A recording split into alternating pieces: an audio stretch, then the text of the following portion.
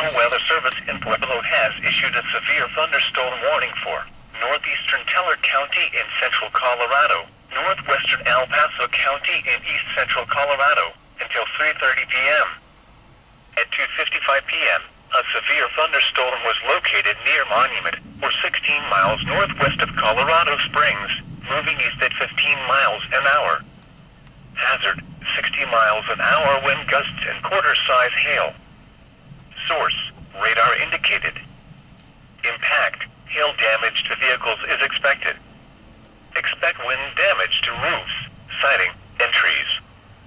Locations impacted include northern Colorado Springs, Monument, Air Force Academy, Palmer Lake, Black Forest, and Gleneagle.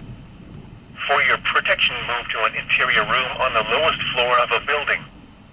Large hail and damaging winds and continuous cloud-to-ground lightning is occurring with this storm. Move indoors immediately. Lightning is one of nature's leading killers. Remember, if you can hear thunder, you are close enough to be struck by lightning.